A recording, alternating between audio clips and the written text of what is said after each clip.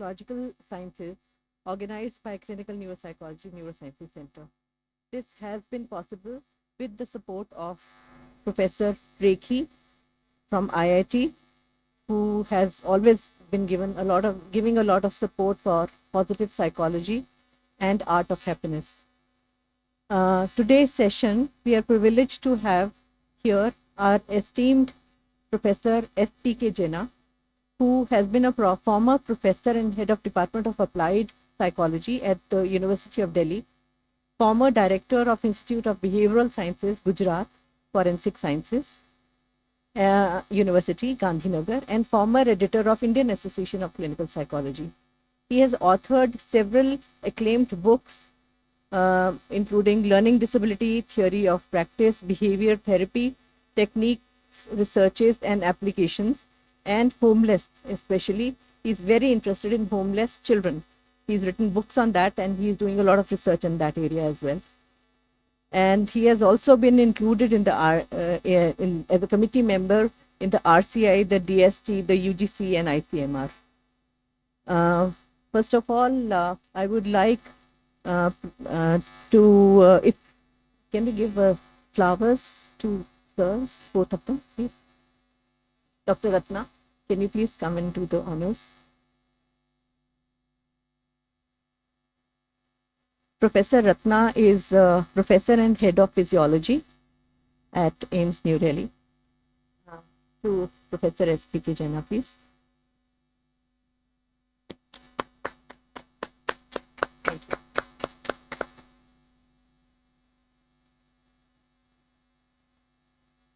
And also to Professor Rekhi.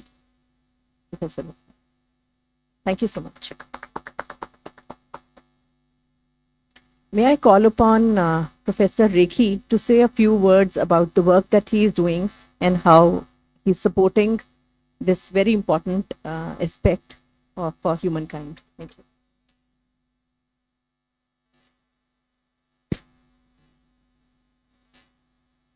Good afternoon, everybody. Professor Jena, Dr. Ashima Naira, ladies and gentlemen. I'm very pleased to be here. And before this started, I was talking to Professor Jena and asked him a question.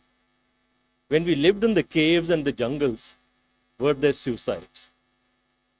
And he kind of said, probably not, and we don't have much evidence. And then we moved into cities, modern cities, into classrooms, office cubicles, and then we had stress, overwhelming stress. There were deadlines to take care of. And then probably suicide started. I support science of happiness, and there are many institutions where we have started science of happiness studies. What I believe and what we believe is that science of happiness is kind of protective and preventive. When you have a heart attack, you go to a cardiologist. It's done. But there are things you can do to prevent a heart attack, like good nutrition, exercise, stress management. Similarly, you can do through science of happiness, handling day-to-day stresses, and so that we don't reach that point of depression and life not worth living. There are skills which we can teach the students and the youth how to manage day-to-day stress so that molehills don't become mountains. And as we moved into cities, we brought a brain along. The brain never evolved. The brain is still living in the caves and jungles. It continues to live in fear. It knew how to handle lions and tigers and bears, but it does not today know how to handle emotional stresses. It does not know how to handle heartbreak, loss of a loved one. It uses the same stress response which it uses for physical danger. In physical danger, there is a finish line. For instance, there's a tiger chasing you. Either he eats you when the stress is gone, or you run away from it. Then again, the stress is gone, and the brain knows that it's a finish line and stops the stress chemicals. In an emotional stress, there is no finish line. It does not know when to switch off. And that's why we get overwhelmed with stress.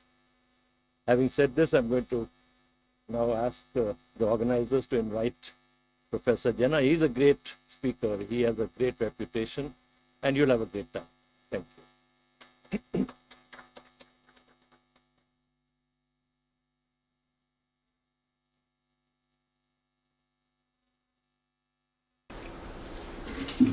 May I now call upon Professor S.P. Jena to please come and deliver his talk.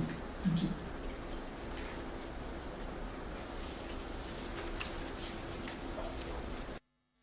Thank you, Professor Ashima and Professor Rekhi, and the wonderful audience.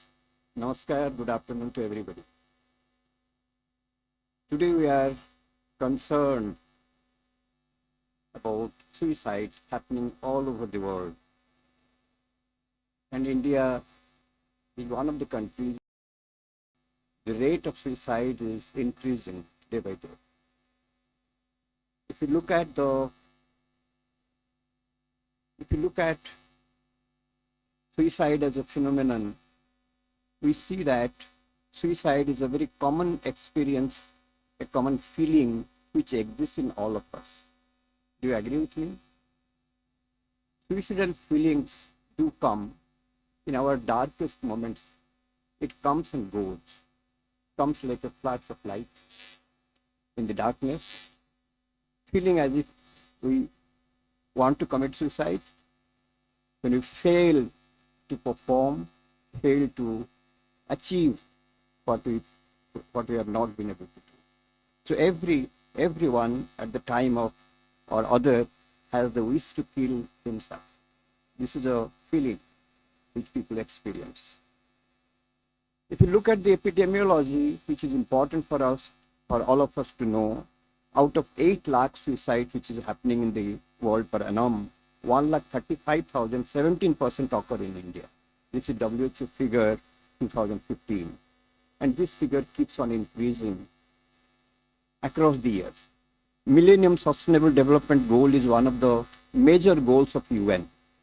And UN, while pronouncing this Millennium Development Goal, places that there should be reduction in the suicide by 1/3 by 2030, which is a very important task for all of us.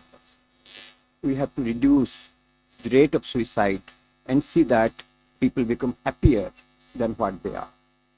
And the National Crime Record Bureau, which takes a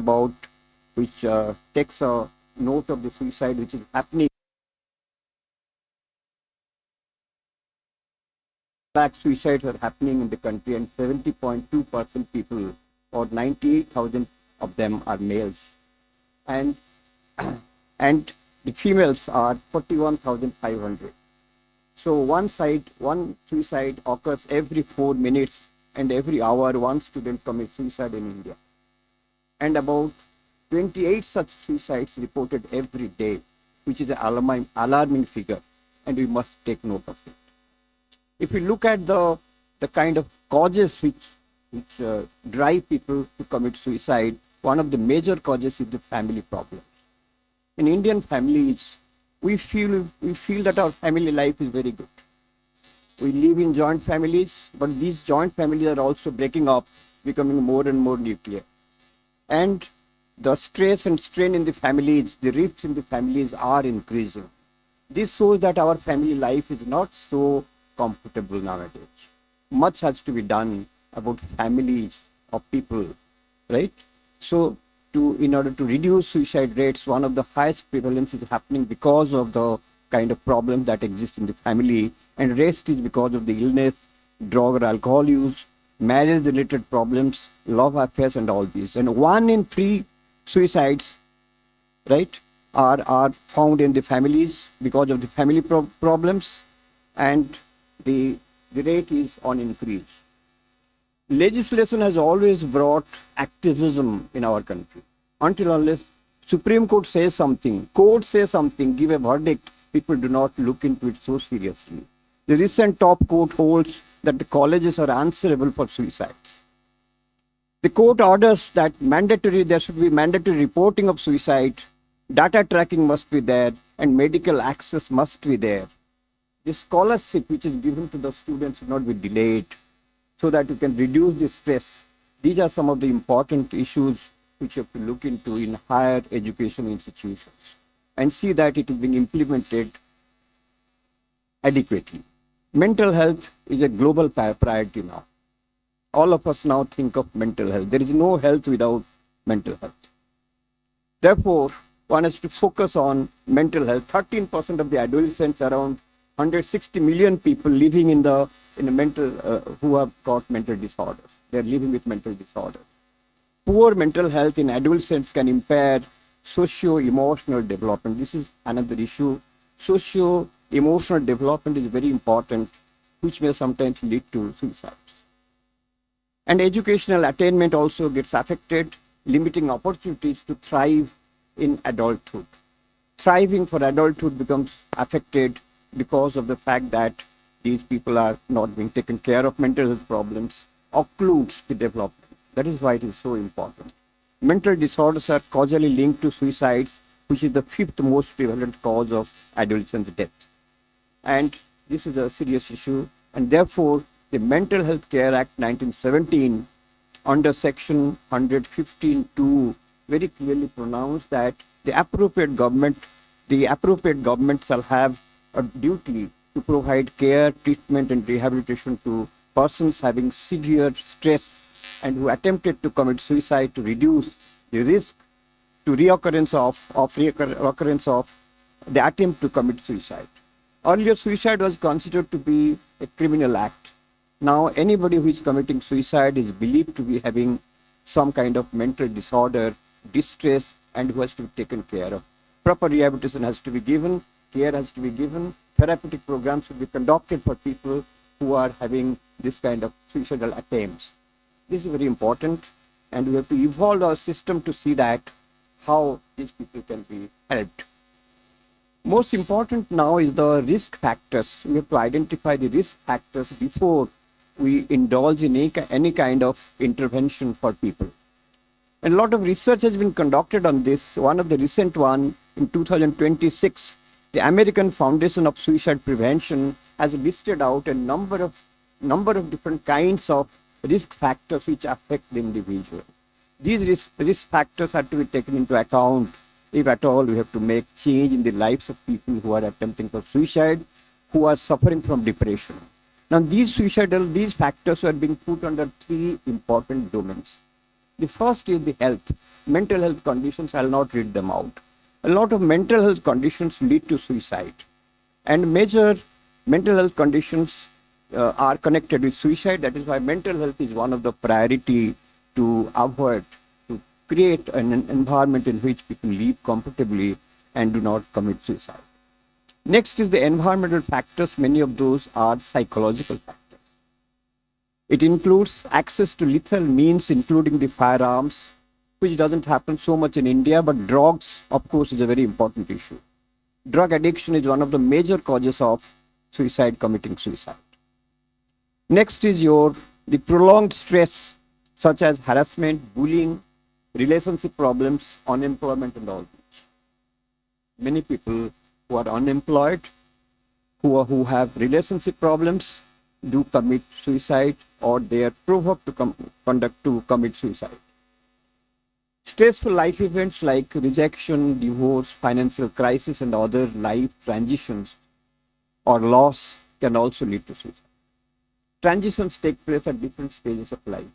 People move from one place to the other. People move across different kind of levels of life, different kind of stages of life. And when they move from one stage to the other, even sometimes promotions, demotions, and other kinds of experiences, different kind of experiences may lead to suicide. These are some of the observations which have been made by these researchers. Historical facts are also important. The previous suicide attempts, number of suicide attempts which have been happening earlier could be the reason for suicide. Family history of suicide, childhood abuse, neglect or trauma, generational trauma. Some people suffer from generational trauma. They have been traumatized in one generation, and that traumatic memory passes through a number of generations. This traumatic memory may drive an individual to commit suicide. Therefore, generational trauma has to be dealt therapeutically. People have to be dealt in a group setting, in individual setting, so that they do not indulge in this kind of acts. Risk factors have also been studied by other investigators, and almost similar kind of observations have been made by in different studies, different researches. Other factors include culture. In some cultures, suicide is much higher than other cultures. Cultural factors do influence our thought processes. Therefore, culture plays a very significant role in suicidal ideation. Some cultures, for instance, in 1947, Elwin noted that 245 causes of suicide in Bastar, India, because of the fear of police, court people, and so on. You might have heard about sati. This is a cultural practice which has been happening earlier, until unless legislation was being done to prevent such acts of suicide.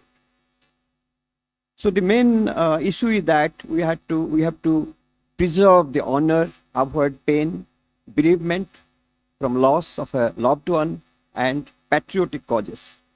These are some of the important causes which are connected with suicide. Physical, emotional, sexual abuse is one of the major causes of suicide, particularly for children. Because this simply changes the brain development of the child. Child who is traumatized, his brain development also gets affected because of the preoccupation with the trauma. And this preoccupation may lead to developmental lacks, developmental difficulties, emotional difficulties, which can cause this kind of ideation, suicidal ideation. So reduced hippocampus, corpus callosum, and frontal gray matter development is also being reported if a child is suffering from trauma. Traumatized child may have poor brain development, and that could be one of the reasons for which the emotional processing gets affected. The way we process the negative emotions, the kind of difficult emotions which needs to be processed, that fails to happen, that doesn't happen adequately. That is why people suffering from abuse, particularly during childhood, does affect the thought process. Girls are more vulnerable to depression and anxiety. Cruel bullying, sometimes we find bullying is one of the major causes. So causes are many. You have different kind of causes, and one of the most important causes is parental conflicts. During the COVID, a lot of people came, young people who report about parental conflict for which they tried to commit suicide. There are many survivors of suicide, survivors who report conflicts between the parents, and many of them are copycat suicides. They imitate the suicidal act, and this is one of the major reasons. The parental conflict at 3 years of age affects the later development of the problems. So this is also an issue which is to be dealt with.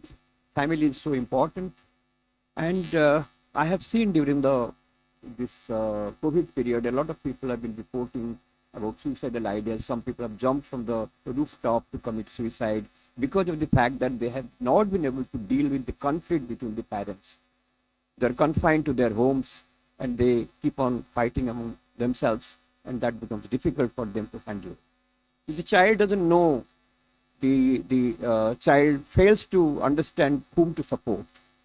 Under this kind of specific emotional conflict, people try to think that whether suicide can be answered for this. So this phenomenon has been observed in India, that sometimes people imitate people like Shaktiman and other, they look at the serials and other, programs, and they imitate, and some people try to jump from the rooftop to see that whether they can act like Shaktiman or any other figures like that. So this, in fact, if you analyze, you will find that many of these children do have poor touch with reality. Children who are coming from very poor families do not have this problem. But those who are from the middle class or who are from rich families, they do have, most of them do have this kind of problem, who imitate this kind of role models for a very short time, and they try to examine and find out whether they can perform these acts. So touch with reality is a very important issue which has to be dealt seriously. National Crime Record also reports suicidal rates, dowry, other marriage-related issues, other family-related issues, illness other than mental illness can also be the cause of suicide. And here also we find that the family-related issues are almost 32%, which is the one of the causes of suicide. Adolescents have been studied, and it is found that it is the suicide rate is highest between the children who are between 15 to 18 years of age. The risk factors which is most important is the momentous physiological and social changes that occurs due to stressful life events. The life events which happens during the adolescence are difficult changes, different kind of changes. People find it difficult to adjust with that. At this stage, the parents, teachers, and the community members should be conscious about this issue and deal with the children in a very sensitive manner. And for that, there is a need for quality parenting. There must be some kind of training to the parents how to deal with children who are emotional, who find it difficult to adjust themselves during these periods of life, these situations. So this has to be kept in mind. Suicide basically is considered as a paradox because every individual tries to live. And I quote here the Darwin's statement who says, generally organisms maintain and improve their biological fitness for survival. Self-destructiveness is alien to the natural law. All of us try to survive, try to fight against the kind of disastrous situations and try to survive. Sometimes our biological mechanism is so inefficient. Our biological mechanism is so poorly developed that we find it difficult to accommodate to the changing situation. And this is one of the major biological causes of suicide. It predominantly occurs with the low biological fitness. Every time we need to fight with our environment to survive. And this survival instinct is inborn. And this instinct is important. Every individual has to adjust to the changing environment. A failure may be because of the genetic reasons, because of the biological reasons like the poor functioning of the nervous system. It may be because of the biological infirmity or impairment that happens within could be the reason for suicide. So this biological side of suicide has been explored, and now people have been talking about the genetic side of suicide, people having specific genes, maybe having genes which can lead an individual to commit suicide. Although this has remained a gray area and we have not explored much. Next is the famous statement by Freud, who talks about the drive theory. He has given a dual drive theory, death instinct and the life instinct. Every individual has a life instinct to survive and the death instinct, right? The death instinct is outwardly directed. Individuals try to fight out, right? Fight with others. And it says that death drive, an aspect of libidinal energy that has access to lead organic life back into the inanimate state. So this is a case of suicide is considered to be a case of ego turning inward. When ego finds it difficult to adjust to the external environment, finds difficult to accommodate, difficult to balance out, may turn inward, and that could lead to suicide. A similar view has been given by Durkheim, who has brought out the sociological theory of suicide. He said the reason for suicide is largely sociological. What happens in the society, that is an important issue. It is not psychological nor biological, but the changes that happens in the society that could lead to suicide. Therefore, he speaks about egoistic suicide, the altruistic suicide, anomie, and fatalistic suicide. Egoistic suicide occurs when a man becomes socially isolated or feels that he has no place in the society. He destroys himself. So this is a kind of a feeling that a person is isolated, and this isolation may lead to some kind of suicidal ideation. And if it is intense, then it may lead to suicide. Altruistic suicide, I need not go into the details. Altruistic suicide is something which is when you are totally aligned with a group. For instance, you respect a particular group, you are entirely indulged with a group. You may that may lead to some kind of suicidal attempts, like sati warriors and all these people who fight for their nation, who fight for others, being involved in a particular group. That could be one of the reasons, right?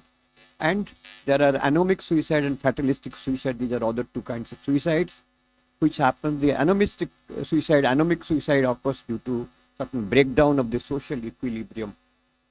The equilibrium is disturbed.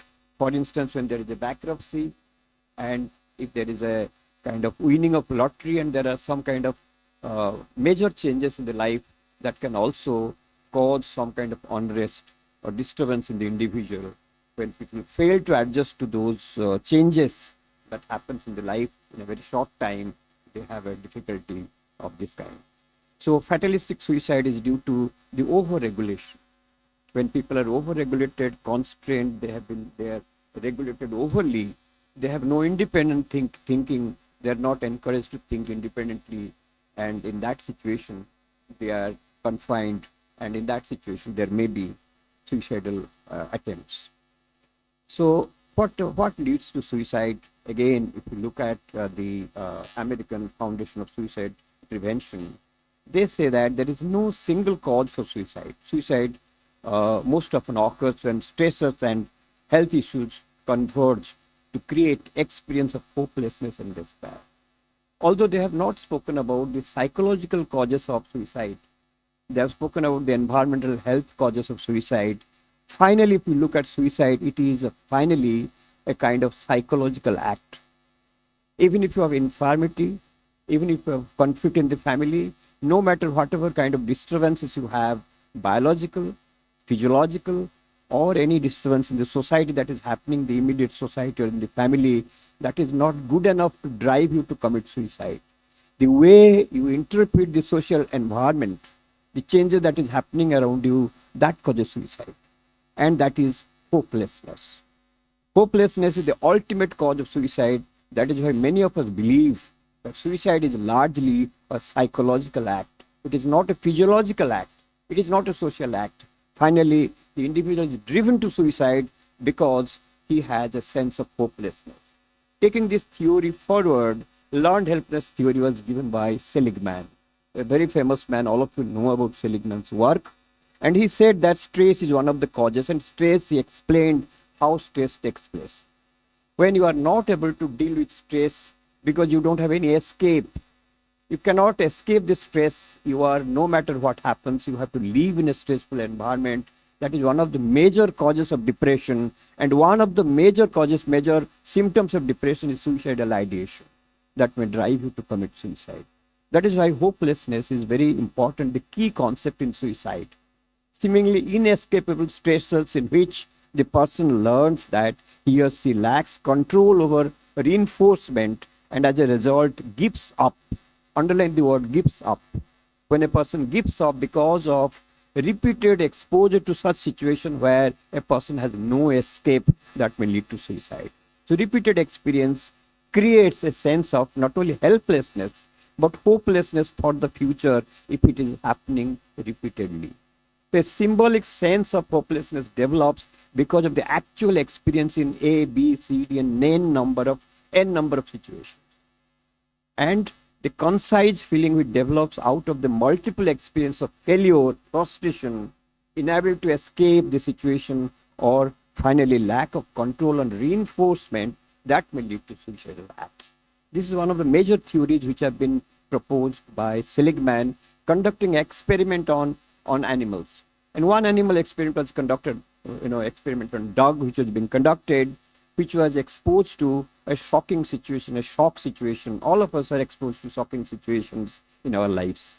And we must have an escape. We run away from the situation. We try to talk to people. We develop our defenses to interact with other individuals and reduce the amount of stress that we experience.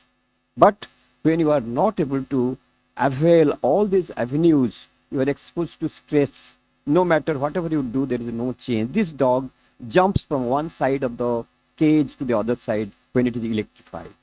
The grid in which it was sitting earlier, that was being charged with electric current.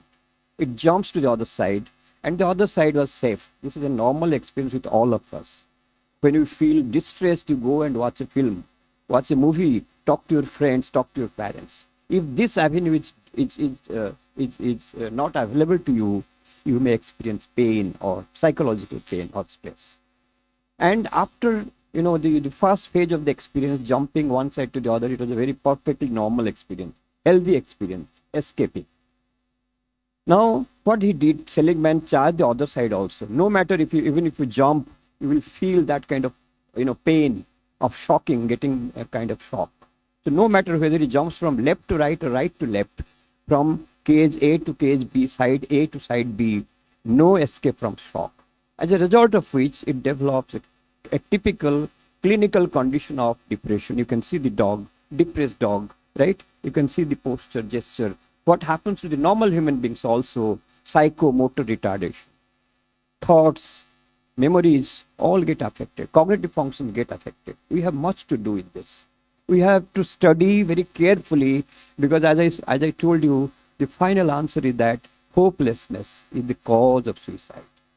And you can see the next picture, the experimenter is trying to take the dog back to so that there is no current on the other side, no shock section.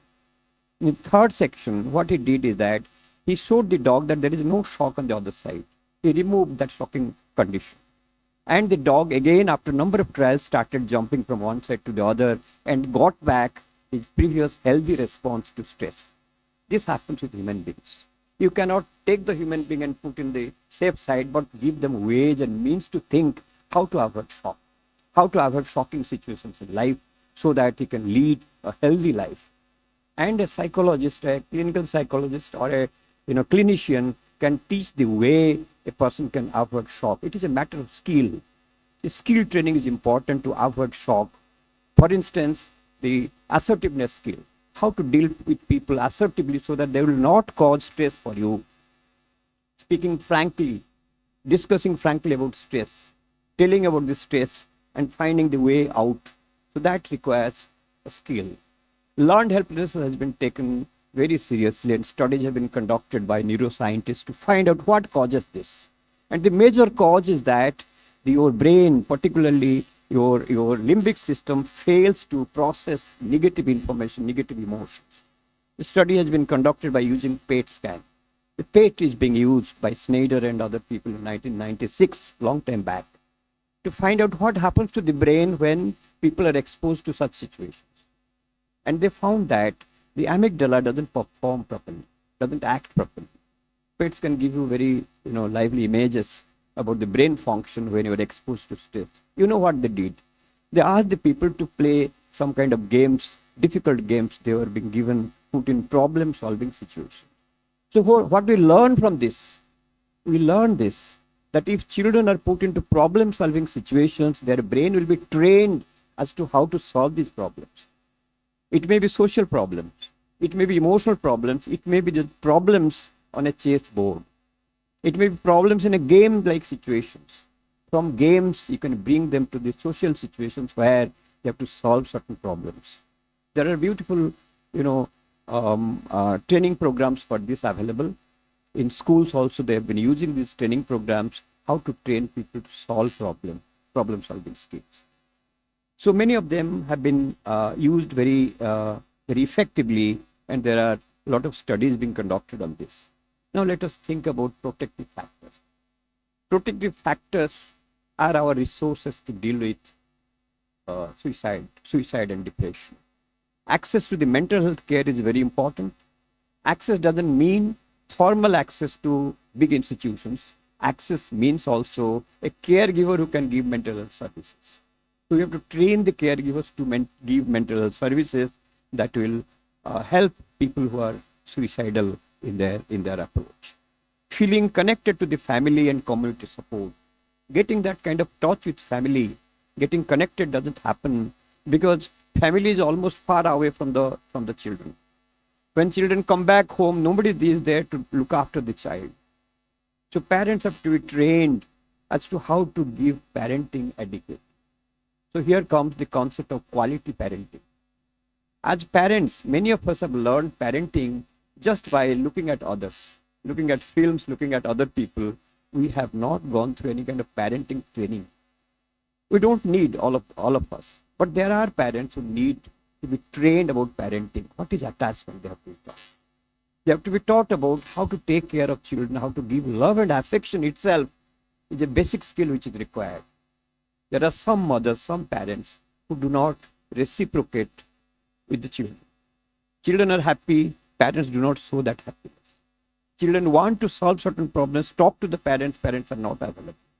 There are many such situations where the interaction between the parents and the children are blocked because of the fact that they're not skilled, they do not know how to speak to the child. So how to give a reinforcement to the child, right? How to say good. Even saying good boy or good girl, it requires a skill. You are giving same kind of reinforcement throughout. After that, the capacity of the reinforcement declines. You have to change the reinforcement, bring novelty in your interactions. There are many skills which can be taught to the parent, and this has not been taken seriously. Limited access to lethal means is one of the reasons. If you have a gun, there are high chances that you may commit suicide. You might be seeing a lot of fratricides in our armed forces. When you talk to these people, you have to think about it, talk about this also. Cultural and religious beliefs also matters a lot. I have given some of the examples also, Sati like other examples. Cultural beliefs. If one person commits suicide, maybe a group will be committing suicide because they are highly attached with each other. Mass suicides may be taking place because of the cultural beliefs. So these are important. So prevention is always is important.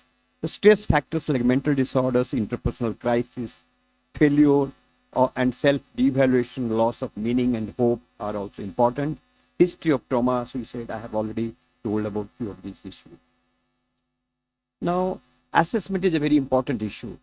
We have to assess the children adequately, right? Screening and assessment is important. Psychological assessment of people is important. We have a lot of standardized tests to assess children. All of you are aware about Beck's depression inventory and so many other inventories to identify whether a person has suicidal ideation or not. But most important point is that when you administer these tests, some people do not come out.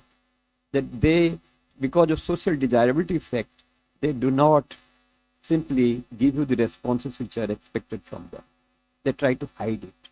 This is one of the drawbacks in many of the standardized tests of emotional competence of people or the mental health questionnaires which have been given. Even if you are giving a mental health questionnaire, a person who is in armed forces will not pick out many of those things which are positive because of the fact that it may have an impact on his service life. Similarly, many people do not simply respond to mental health questionnaires. You need to have discourses, interactions, and conversation with them. You have to have a lot of data from the family to understand what is happening. So some of these scales I have narrated here. Some scales are particularly for the geriatric patients, but there are limitations. Therefore, what is suggested is semi-structured assessment process. Where it is semi-structured, they are more likely to give responses which are required. Next is your projective test. Rorschach blood test, all of you might have heard. TAT, CAT, these are some of the tests which are given to see that the children and the adults give adequate responses on these tests so that you can interpret.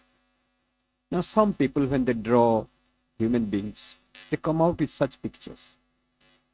But most of them do not draw pictures like this that you see on the left side. They do not give such overt expression to their feelings. They draw pictures like what you find on the right side, which shows that there are mental health issues in the individual. Or maybe there are neuropsychological problems. There are other issues which are involved in this, and this may be connected with depression as well. The way a person is holding the pencil the way the person is drawing, and the kind of pressure which is being exerted, that also speaks a lot about the mental health of the child. These pictures have been taken from the children who are on the footpath, who have been deprived from number of things. And deprivation is one of the causes of suicide. Don't forget about this. On the deprived situation, highly depriving situations, people also try to end their lives because they cannot overcome this. And there are hundreds of such pictures that we have collected, and we find that this happens with many of those. The modern way of analyzing is the voice of the individual. The way a person speaks, that itself can be one of the indicators of suicidal ideas, apart from the psychological investigation or neurological investigation. Spectrographic analysis of the voice is important, and nowadays the AI and the artificial intelligence in the digital signal processing have identified different kind of key indicators, biomarkers in analyzing the speech. This has become a very important issue, and I'm happy that AIIMS is also conducting advanced research on this. But a lot of research has already been conducted. We can look into the databases and find out what are the important indicators for suicide. Fundamental frequency, FO, right? So this is the lower pitch and the reduced speech variability, which can be one of the indicators. Power spectral density, which means subband of the power spectrum. These are some of the technical terminology which is being used, but it is not difficult to understand what these are if we go into the literature. Then male frequency, septal coefficient, jitters, shimmers, harmonic to noise ratio, and all these indicators, 5-6 indicators, are the key indicators from which you can find out. But there are limitations on this also. The same way I said there are limitations on psychological assessment itself. Similarly, there are limitations. It cannot be generalized. Better to train human beings to identify speech. From the audio recorded speech of a person who was victim of, who attempted suicide, you can train an individual how to identify people speaking about depression, mental health issues, and from there you can identify. So no machine can be better than human beings in identifying speech. A mother can identify speech of a child when the child is depressed and is thinking something serious. So this is how training program has to be conducted with the health workers time and again. Perhaps you can have a liaison with these departments, speech pathology, audiology, clinical psychology, neurology, neuropsychology, together, working together and bringing a new change in understanding of suicide. Hundreds of people talking to us over phone that I want to commit suicide, or I have suicidal ideas, I have depression. From these voices, you can have an analysis and find out whether this voice indicates suicidal ideas or not. But it's a very crucial, very important skill which is to be acquired, and it is not difficult.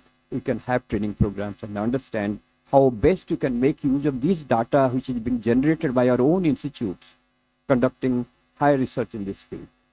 And we can be perhaps the crusaders in this field to tell the world that look, we can find out suicidal ideas from their speech itself. This is being done in the field of forensics.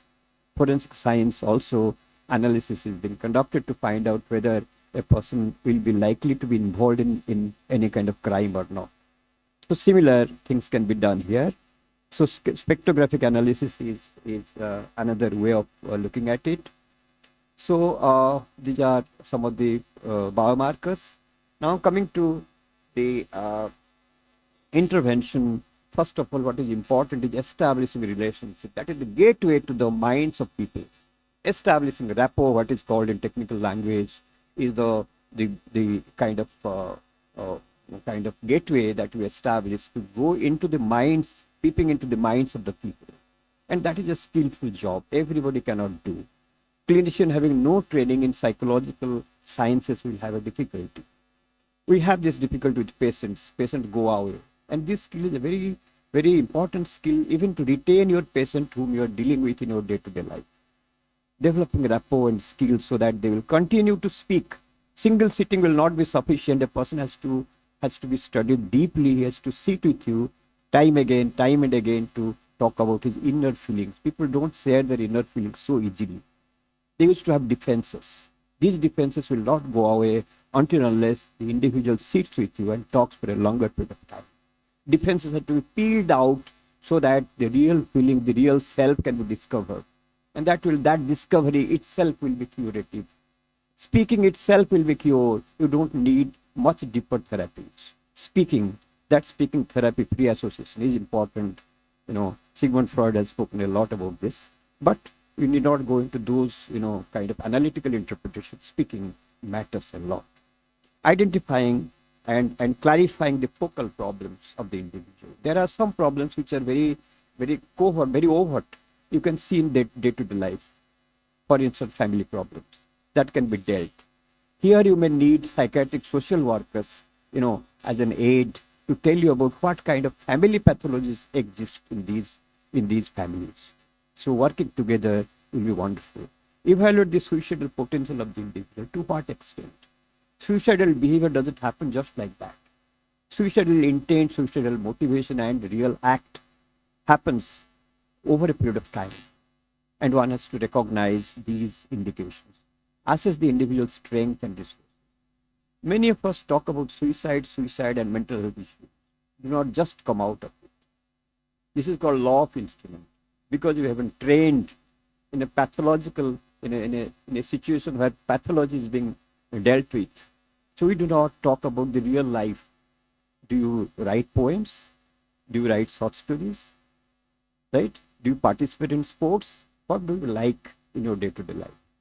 What you want to be? So these are some of the strong areas of the individual the child can share with you. And if you simply discuss about these positive aspects of life, people forget about suicidal ideas.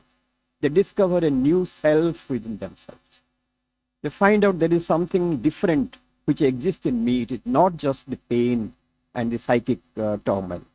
I have something to contribute to the world, and that has to be brought out. You have to assess the individual's strength and resources, formulate a constructive plan, and mobilize individuals' own and others' resources. Others are important. Significant others should join hands to see that the individual discovers himself adequately. So establishing relationship, I have already said. Touch with reality is important. Bring the child to the street. Bring the child to the playground. Bring him to the society so that he interacts with other people. Let him participate and understand what life is. Let him play with natural things to understand what nature is. Many children remain within the glass wall. They do not have right interaction with people. They sit in front of TV, they sit in front of the gadgets, and they do not have touch with reality. During those periods when Shaktiman was being displayed in the television, I found a lot of children are committing suicide because they see Shaktiman is flying, Shaktiman is doing a lot of things. So these kind of things, they internalize, and they do not have adequate reality, touch with reality. So they jump from high places, they commit, which leads to suicide. These are indications of poor touch with reality. This is very important. This happens with adults also. They do not have touch with reality. See how people are living in misery, how people are living with all difficulties of life on the street. And if you go to the street, it will be great learning for you to see how people are living. And your living may be much better than this. So you need not commit suicide. You see how others are living. That others part is getting limited because you're focused on your television, you're focused on gadgets, you're focused on your own problems. You don't see the world around you, the beautiful world that exists around you. People are working. You go to the street, go to the slums. Children are, how happy are the children in spite of they don't have anything. They may be running around naked. They don't have things. Even they may not be wearing a shirt or pant. They may not be wearing a warm cloth in this season. But they enjoy life. You feel life exists here, not in my big flat, in my place where I live with all luxuries. This is how you can have a touch with reality. This touch of reality, which the term was coined by Freud, but now you are using in a much different way. Try to see what real reality is. And maybe that they have to be brought to such situations to participate and enjoy their joys also. And joy is contaminating. It contaminates. The smiles get contaminated. You feel happy being with them. Even if they offer a cup of tea to you, please come and sit. They consider you as a guest in their slum. if you go and anytime conduct surveys, they value you that you are coming there. And that becomes a real great experience for all of you. Identify and clarify the focal problems. Problem solving skills are important. And this skill cannot be executed by all of us. We have to understand, we have to learn these skills by doing it. That is why it is important. And there are different areas, like all of you know about this, or I will not repeat this. So different areas that we focus on providing education, awareness. We have been talking about this hundreds of times, but nothing happens. We have to have policies for every institution. When we talk about providing education and awareness, how many of you go to these people, right, who come to your clinics? You don't have time, you just see them and leave them, do this, do that, and you may take to the therapy room. But therapy room is not the answer to these problems. You have to educate them, create awareness about the science of suicide, and conduct elaborate treatment programs, implementing screening tools and all I have told you, increasing access to mental health services. All these have to be done. And I have already told about this, I will not elaborate. Core areas are better recognition of the science, and you have to train the parents to do that. Understand the child, see to the child, and listen to the child so that you can understand when the child goes wrong, when the child becomes emotional. If you don't have time, you cannot understand. This is also very important issue. There should be greater awareness about the treatment programs. Now come the interpersonal perspectives. We have number of therapies, but recently people have found that these therapies are not useful in middle income group countries, low income group countries, like Nepal, like Ghana and other places.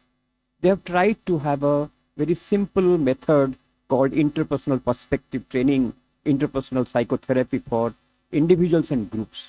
When it is for groups, it is IPTG, and for individuals, it may be I.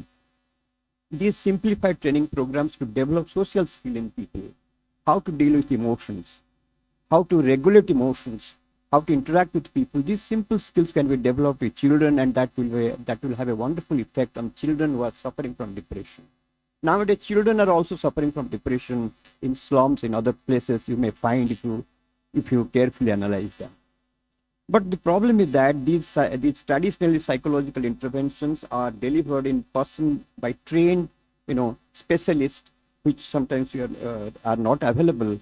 And for that, we give this training by using the ordinary health workers who are available in the slums, so that it can be given. But this kind of watered down treatment sometimes are not very useful if you look at them over a period of time. The follow-up is not so promising. So here you need the services of people who have been trained in the field. Fortunately, in India, we have got a lot of mental health professionals, only their services have not been adequately utilized.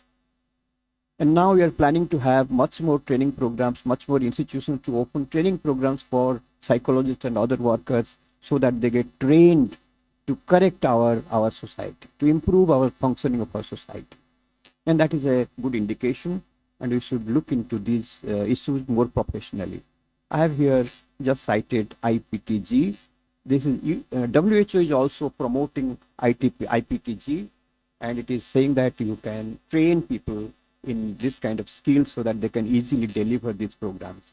WHO has brought out a manual, IPTG manual also, which you can go through, which is very much available on the website, and can train the people who are working with you. Co-workers can be trained with this. You can go to the community and train people. That becomes much easier. But what is most important is that it should be handled by seasoned clinicians who have some kind of understanding of what psychotherapy is. Otherwise, it may go west. Sometimes people fail to perform properly and they give wrong kind of psychoeducation to people. So these are some of the guidelines. Extinction and reinforcement therapy is very important. Now, extinction takes place in everyday life. Things which are pleasurable today, tomorrow, those things become naive. Those things become meaningless for us. Everyday life, we try to throw away those things which are no more reinforcing. We search for novelty, and that is called extinction. At the initial stage, your behavior gets strengthened. Every time you are given reinforcement, your behavior gets enhanced, crystallized. The behavior gets strengthened. And this is how we learn throughout life. But after some time, you find that whenever reinforcement is withdrawn, no reinforcement is being given, or same kind of reinforcement is being given, your learning becomes poorer, weaker. This happens throughout our lives. And this happens much more with people who suffer from depression. It means they need reinforcement, novel experiences, a change in their lives, learning new skills, interacting with new people, new situations. This is what is lacking in their lives. You cannot do this sitting in your clinic. You need to train the parents, the caretakers, to give them new experiences. Even creativity is a great thing which can give you a kind of thrilling experience of self. And that brings a change from your mundane life, what you're doing every day. You are a student every day, you go to your class, learn something, come back, prepare again, go back to the school or your college. You don't learn anything new. So there is a need for having some time to learn new things, maybe new language, maybe a new friendship. Talking to the old purpose itself becomes meaningless. So reinforcement has a great value. Try to reinforce people in their day-to-day life so that they learn how to get reinforcement. This is an operant kind of principle. People should learn how to get reinforcement by talking to people, exposing to new situations. Every time, parent cannot take you away to interact with other people. They cannot help you all the time to have new experiences. You must find out within yourself what kind of activities you can take place. You can conduct, you can look into, you can engage in. This will be really engaging in true sense of the term. So try to find out, explore what are the new ways and means of getting reinforcement. But reinforcement also has its limitations. When people look for too much of reinforcement, they become wayward. They find difficulty in getting so much of new experiences. So it has to be internalized. A person has to internalize the way a person thinks, the manner in which one interacts. Now comes the behavioral activation theory, which is an evidence-based, action-oriented psychological treatment for depression and anxiety that focuses on increasing the engagement in meaningful, positive activities.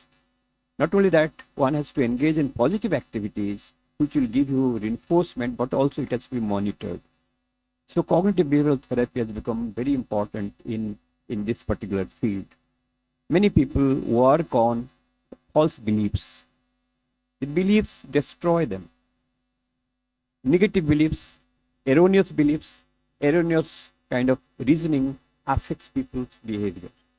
Irrational thoughts affect you. So how to rationalize the thought process should be one of the approaches.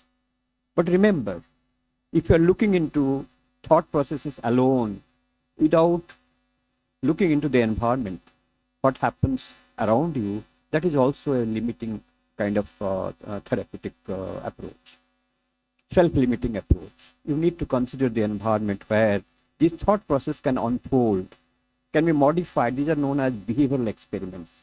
Bring them out to experiment out their belief systems so that people understand what are the inherent irrationality in their belief system. So one has to motivate people and see. Quality parenting, I have already said. Baumrind is one of the authors who had spoken in 1967, was speaking about the parenting styles, and he found that there are 4 major parenting styles. One is your authoritative or democratic parenting, authoritarian parenting, permissive parenting, and uninvolved parenting. Out of all these 4, he found that authoritative and democratic parenting is perhaps the best way of parenting. And she describes that it must be nurturing, responsive, supportive, yet set firm limits for their children. And there must be a control by listening, explaining rules, having discussions, and reasoning. As a result of which, children are friendly, energetic, cheerful, self-controlled. And perhaps in training parenting skills, you must focus on these aspects so that people can think up in terms of what is called democratic parenting or authoritative parenting. Pounds of prevention is better than tons of cure. This could be one of the major approaches to prevention. Now coming to our own approach, that is Rigveda, in which it is said that life is precious. The first thing, life is precious. And generally, there is a condemnation of atmahatya or atmaghataka behaviors, right? Punishing self, committing suicide is always considered as something which is foul, which is unacceptable. And there are spiritual exceptions, we are not talking about it, which is known as prayopovesa. People commit suicide by not eating, by ending their lives, and we are not talking about this particular aspect.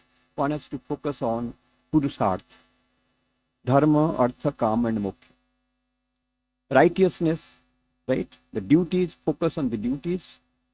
Artha, prosperity, means the means of life. Pleasure or love or desire, liberation or spiritual freedom. These are the 4 different aspects on which you have to focus. And when you are focused on dharma, artha, kama, moksha, you are happier than other people who are not focused. So every time you need to train people to be righteous, to engage themselves in duties, their own duties. They should engage themselves in their prosperity, right? And they have to engage in getting pleasure, love, desires, and also liberation. Think of spirituality. These are the important things which can make life better, so that they can have a better understanding of life. For the students, we say kaka chesta, bako dhyanam, snana nidra, tathaivacha, alpahari, brihatyagi, vidyarthi, panchalakshana. Also, they have very clearly stated what should be the behavior, the conduct of a student. Right? There should be perseverance, like that of a stork. There should be perseverance, like that of a crow. Attention should be like that of a stork, and sleep should be like that of a dog. Intake of food should be something which is as per the requirement, and they must sacrifice the homely luxury. These are the outlines given to the students to learn, so that they become better students, do not focus on irrational thinking, suicidal thoughts, and behave in a manner which is necessary for the society. And usually, these, if you look at these slokas, they have attached these, these kind of slokas always are associated with the real creatures which children used to love. They remember these slokas, these kind of teachings, because of the fact that they're associated with some kind of images. And images play a very important role in our day-to-day life. They remember better because images are associated. So simply, memory process becomes much easier. The memory process helps them to remember these observations, these outlines, to make them much better. Recently, this has been used in a much better way by Friedberg and others, who have used metaphors and stories in cognitive behavioral therapy with children. A review has already come up, and maybe that telling stories and all these will be more important for them to understand what life is. Fostering creativity is also important, and while fostering creativity, you can see the kind of experience people, the way the people experience life and how they enjoy it, which is important. I have already said about this. And community service is important for people, so that when they give something to the community, they enjoy the thrill of providing such services. And this is some of the experiments that we have conducted in our department. Students have been engaged in providing community services to people, so that they can be good entrepreneurs, they can learn from them. And these kind of experiences give them some kind of enriching experience, which will prevent them from engaging in such depressive ideas. So with all this, I would conclude that it is important to rethink about suicides. We have to frame a program by which every institution should address this problem, enhance creativity, enhance individuals' ability to look within themselves and see that how best they can solve their existing problems. That will be a wonderful contribution to prevent suicidal ideation in students, in your co-workers and other people who are working in the institutions. So these are some of the references which I would like to provide. And with these few words, I say thank you to all of you for your facility.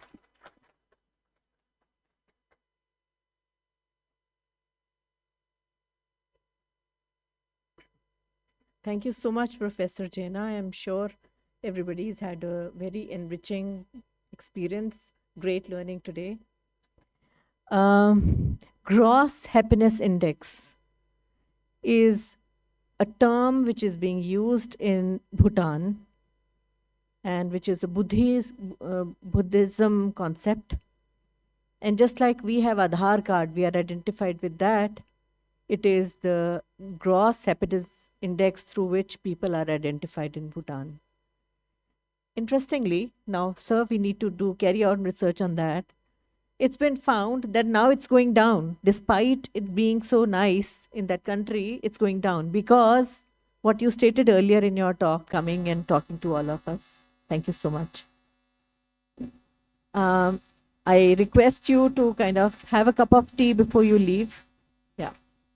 Dr. Ratna, do you think you'd like to say something, please? I'd like to come. I just have a small question. Like in your first few slides, you showed that men are more, they are committing suicide more. I looked around, we have women here mostly, so they are committing more, but they don't want to be listening to this. That was one observation.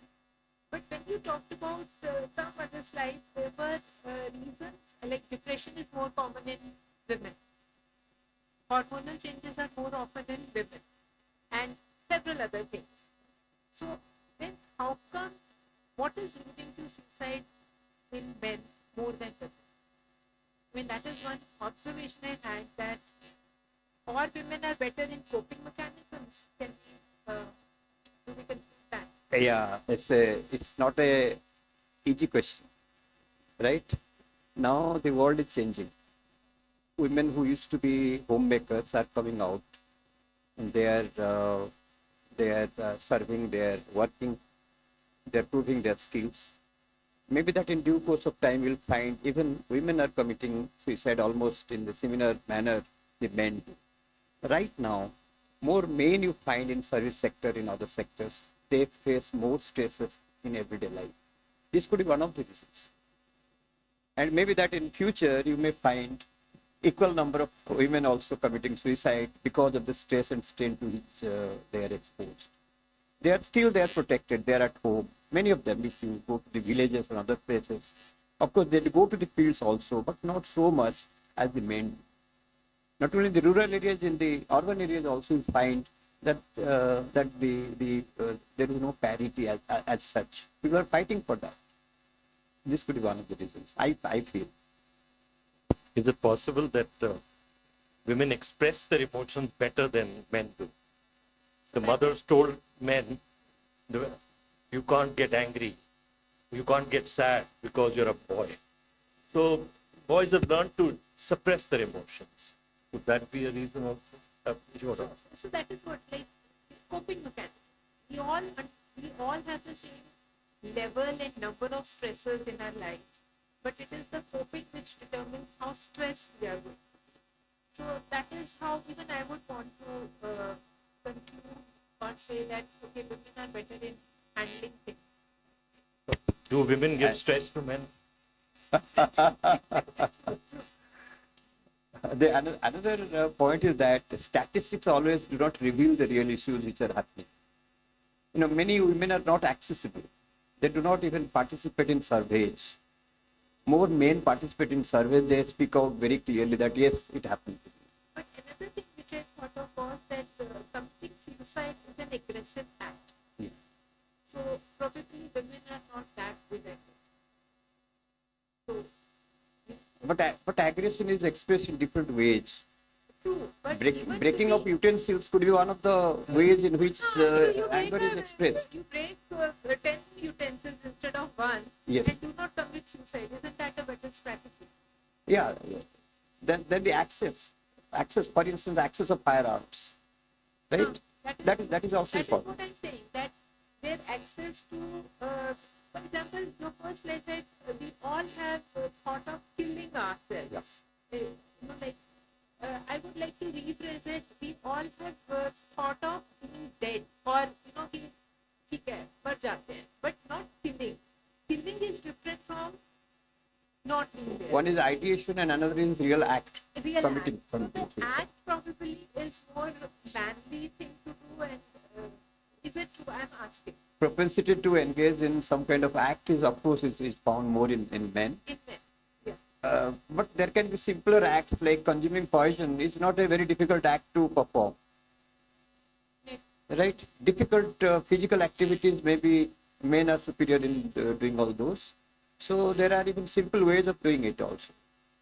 So access is a very important point. So one of the coping mechanisms from one of the patients that I heard years ago was ironing. I get very upset, so I iron clothes. So all that, it's positively used, so it's good clothes, ironed well and crease out. I'd be very happy to have 3 to 4 questions from the students, the audience, if they want to say something, but very quick, very short. Yes, please. That's Professor Shilpi from Pediatric Surgery. Yes, sir. Thank you, sir. I enjoyed your talk. We have concerns as teachers because we have students from everywhere, and there is no mechanism, even in AIIMS, to take care of them. They've come from different backgrounds. A hostel is not provided. They're chucked out of the hostel when there is no room. They have to go to Gautam Nagar to stay, where there is not even a window in that room. It's depressing for anyone to stay there. It's like providing a jail with no good food, working hours. So we had one such student who had just walked out of the department. He came back and was put on duty the first day. Is that the thing to do? There should be some guidelines which institutions can follow, and at least 2 hours or 3 hours per week should be spent in extracurricular activities by the whole department to give them a escapism from somewhere. Now, in many higher education institutions, there is a term called mentoring. They keep mentoring, and there are classes for that, time for that. Even mentoring can be done without having a system prevail. Even if the university or the institution doesn't have a system as such, teacher can be sensitized to have some mentoring for these students who have got difficulty. Even for all students, as a form of what is called the mental hygiene. Mental hygiene means time to time, the way you clean yourself, you dress up yourself, you take care of yourself. You need to talk to your students in the same manner. At least make some time to 5 minutes, 10 minutes, 20 minutes, talk to a person, the child who is difficult, the student who is difficult, who has got problems. Being a practitioner, being busy with your patients, you may not have so much of time. So start with those difficult children who have got some kind of emotional problems. Talk to them. Make it a point to talk to them every day or maybe once or twice a week. That will solve many problems. Thank you, sir. Thank you so much, Doctor. Anybody else? Please.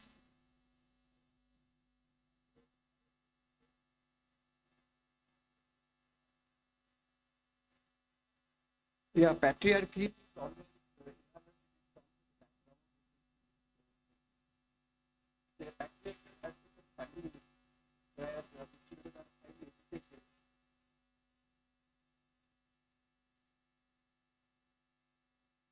Yeah. When children are highly educated, they revolt against patriarchy. Some people, in the family, women are much intelligent and much more achieving than men. In that case, gradually the patriarchy itself changes. So these social dynamics are also important. The environment in which one exists, that is also important. But patriarchy as such doesn't lead to suicidal ideation. No, like in society, the burden of expectation on a male is much more than a female. Yeah, expectation. And, You're talking the about boys, expectation. Yeah, and the boys are not supposed to cry. They are not supposed to express their emotions. Whereas females find it easier to express and share their emotions. When there is a kind of authoritarian parenting, there is a difference between authoritative and authoritarian. This is called authoritarian parenting. They expect something hard from them. This must be achieved. So when they are so focused on this, people find difficult to accommodate to this kind of situation. Suicide is much more. In these cases, you have to talk to the parents. Parent education is important. Parenting skills training are important. And I also think that probably parenting has to be different at different age levels. So parenting which is at 12 years of age when the child is 12 versus somebody who's around 20 would probably revolt if the same parenting can continue. Please, one quick, loud. There is a sloka also which talks about how to do parenting at different ages of life.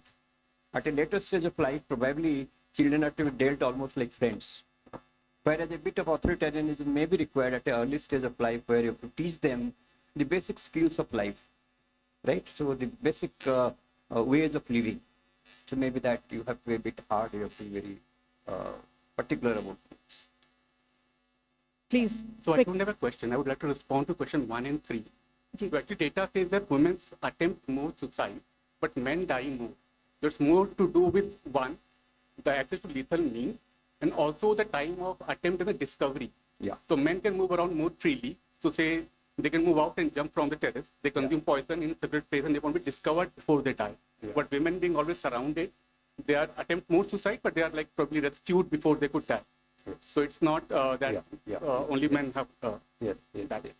And to the second question, so one of the serious suicides says that people commit suicide when they have psychological pain, one. They think that pain cannot be prevented or cured. And third, the tipping point is when they think they have lost connection with society. So one of the things that we can do as community is that we make people feel connected. We might not be able to solve their problems. We might not be help them with anything that they are actually suffering from. But just being there can be a very good way to prevent suicide. Thank you. Thank you. Dr. Rekhi, one last thing if I can ask you. In your experience, how good is the buddy system? Buddy system, yes. That I think is very good because youth today faces loneliness. They have so many Facebook friends, LinkedIn friends, but there's not one person to talk to. So if you do get a buddy, even if it's set up, that helps.